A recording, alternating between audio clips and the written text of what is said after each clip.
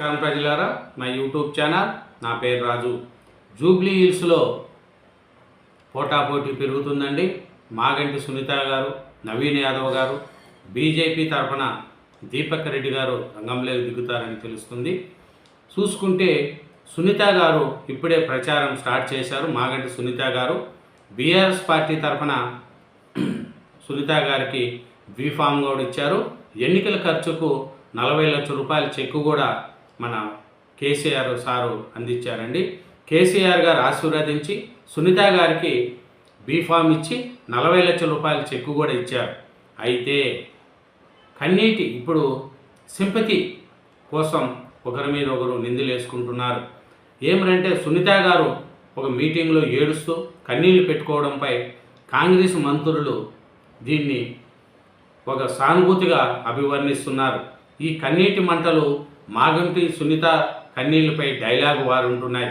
ఒకరి మీద ఒకరు. సునీత గారు కార్యకర్తల సమావేశంలో భర్తను తలుచుకొని కన్నీళ్లు పెట్టిన సునీత, ఆమె పట్ల సానుభూతి ఉందంటూనే కన్నీళ్లు పెట్టడమేమంటున్న పొన్నం. అధికారం కోసం మహిళ కన్నీళ్లను బీఆర్ఎస్ వాడుకుంటుందన్న తుమ్మల నాగేశ్వరరావు. భాగవతాలపై విమర్శల కాంగ్రెస్ నేతలు నీతిమాలిన వారు కేటీఆర్. ఇట్లా కాంగ్రెస్ వాళ్ళేమో పొన్నం ప్రభాకర్ గారు, తుమ్మల నాగేశ్వరరావు గారు కన్నీళ్ళ మీద మాటలంటే దానికి కేటీఆర్ గారు నీతిమాలిన మాటలు అని కేటీఆర్ గారు అంటున్నారు. ఏమిరంటే జూబ్లీ హిల్స్ ఉప ఎన్నికల్లో బీఆర్ఎస్ పార్టీ ఎట్లయినా గెలవాలి అనేది ప్లాన్తో ఉంది. ఎందుకంటే ఇప్పుడే యూసఫ్ గూడాల కావచ్చు, జూబ్లీ హిల్స్ నియోజకవర్గంలో దొంగ ఓట్లు కూడా ఎక్కువ ఉన్నాయని కేటీఆర్ గారు ఎలక్షన్ కమిషన్ కలుస్తున్నారు. ఈ సునీత గారి యొక్క కన్నీళ్ళ మీద కాంగ్రెస్లో కావచ్చు, ఇట్లా బీఆర్ఎస్లో కావచ్చు మాటల యుద్ధం పెరిగింది. ఎందుకంటే ప్రచారంలో సునీత గారు చురుగ్గా పాల్గొంటున్నారు. దీని మీద ఈ జూబ్లీ హిల్స్ ఉప ఎన్నికల యుద్ధంలో బీఆర్ఎస్ అభ్యర్థి మాగంటి సునీత కన్నీరు మంటలు రేపుతుంది.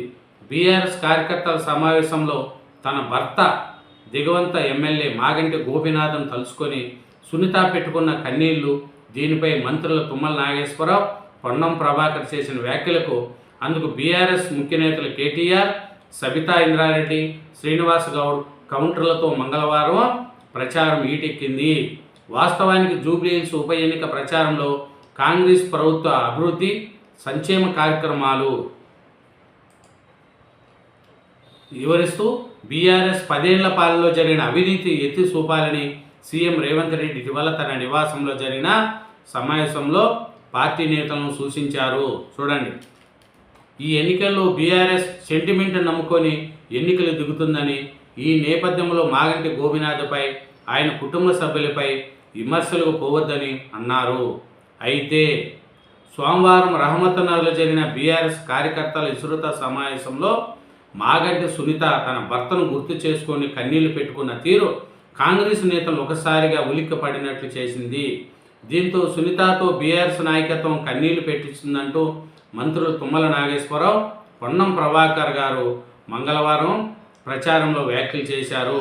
దీనిపైన బీఆర్ఎస్ నేతలు 10 ఏళ్ల పాటు రాష్ట్రాన్ని దోపిడీ చేశారని, మళ్ళీ దోపిడీ చేయడానికి కన్నీళ్లను కూడా వదిలిపెట్టడం లేదని పొన్నం ప్రభాకర్ గారు, తుమ్మల నాగేశ్వరరావు గారు సునీత గారిని మీద ఆరోపించారు.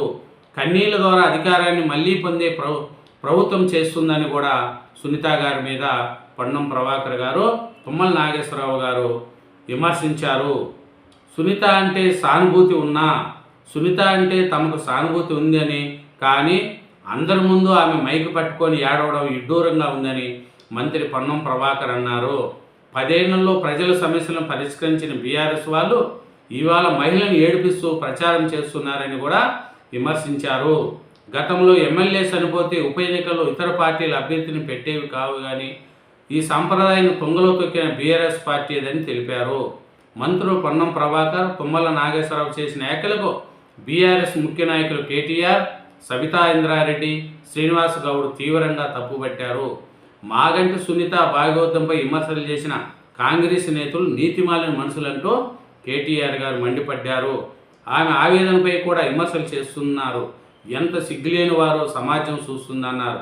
కుటుంబ పెద్దను కోల్పోయిన సునీత భాగోద్వానికి గురైతే దానిపై కూడా కాంగ్రెస్ నేతలు అవాకులు చవాకులు పేలడం దారుణమన్నారు.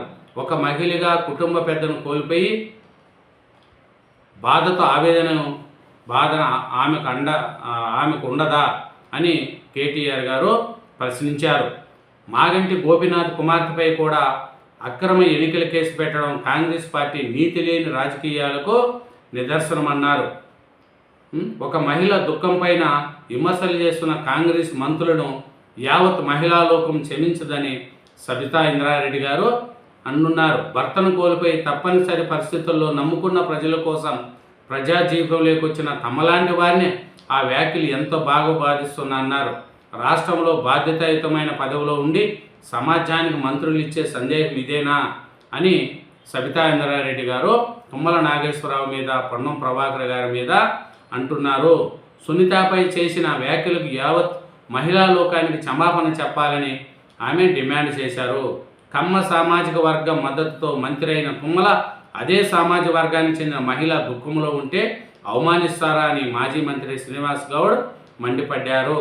సునీతను అవమానించిన మంత్రులు తుమ్మల, పొన్నం ప్రభాకర్ వెంటనే ఆమెకు క్షమాపణ చెప్పాలనేది కూడా వీళ్ళు చెప్తున్నారు. అంటే చూడండి, సునీత గారు ఏడిసిందని చెప్పి పొన్నం ప్రభాకర్ గారు, తుమ్మల నాగేశ్వరరావు గారు దీని మీద సునీత గారు రాజకీయం చేసుకుంటుందని అనడం, దీని మీద కేటీఆర్ గారు, సబితా ఇంద్రారెడ్డి గారు వాళ్ళు సిగ్గుమాలిన చర్యలు. ఒక మహిళ భర్తను కోల్పి బాధపడుతూ ఉంటే మీరు అనాల్సిన మాటలు ఇదేనా? ఒక మంత్రివర్గంలో ఉండి మీరు అనాల్సింది ఇదేనా అని ఒకరి మీద ఒకరు ఈ కన్నీళ్ళు వారు నడుస్తుందండి. ఈ సెంటిమెంట్ను ఒకరికి అనుకూలంగా ఎవరికొకరికి అనుకూలంగా వాళ్ళు మార్చుకుంటున్నారు. సునీత గారిని బీఆర్ఎస్ పార్టీ ఒక సెంటిమెంట్గా భావించుకుంటే వాళ్ళు ముందుకు పోతున్నారు. ప్రచారంలో కూడా సునీత గారు ముందున్నారు. కాంగ్రెస్ పార్టీ ఏం చేస్తుందంటే డెవలప్మెంటు 10 ఏళ్లలో బీఆర్ఎస్ పార్టీ చేసిన అవినీతి మీద, రేవంత్ రెడ్డి గారు చేస్తున్న అభివృద్ధి మీద నమ్ముకొనే మన కాంగ్రెస్ పార్టీ ముందుకు పోతున్నది. కాంగ్రెస్ పార్టీయా, బీఆర్ఎస్ఆ, బీజేపీనా అని ప్రజల్లో ఎవరికి ఉందా అనేది కూడా తెలుస్తుంది. ఎందుకంటే ఇప్పుడు ఈ బీఆర్ఎస్ వాళ్ళు అధికారంలోకి రాగానే వాళ్ళు కూడా ఇంతకుముందు ఉమ్మడి ఆంధ్రప్రదేశ్లో ఎలా ఉండేదంటే ఎవరైనా చనిపోతే వాళ్ళ కుటుంబ సభ్యులకు ఏకీగ్రహంగా ఉండేది. కానీ బీఆర్ఎస్ పార్టీ వచ్చిన తర్వాత దాన్ని తొంగలోకి తొక్కి ఆ ఆచారాన్ని తీసేసింది. తర్వాత ఇప్పుడు కాంగ్రెస్ పార్టీ దాన్ని అట్లే కొనసాగిస్తూనే ఉంది. కంటోన్మెంట్ ఎమ్మెల్యే కావచ్చు, ఇప్పుడు జూబ్లీ హిల్స్ నియోజకవర్గానికి కావచ్చు, ఇట్లా అన్ని దాంట్లో కూడా ఈ బీఆర్ఎస్ చేసిన పొరపాటుకు ఇప్పుడు కాంగ్రెస్ పార్టీ దాన్ని కంటిన్యూ చేస్తుంది. కాబట్టి అప్పుడు బీఆర్ఎస్ దాన్ని కంటిన్యూ చేసి ఉండింటే ఇప్పుడు కాంగ్రెస్ పార్టీ కూడా దాన్ని కంటిన్యూ చేసి ఉండేదేమో. కాబట్టి ఈ సెంటిమెంటు, ఈ కన్నీళ్ళు రాజకీయాలు ఇంకా ఎంత పోతాయి, ఈ కన్నీటి మంటలు అనేది ముందు ఉంటాయండి. ఇదేనండి జూబ్లీ హిల్స్లో ఉప ఎన్నికల్లో ఒకరి మీద ఒకరు మాటలు విద్దాం. Thank you very much. ఛానల్ను సబ్స్క్రైబ్ చేయండి, నా వీడియోను లైక్ చేయండి. Thank you.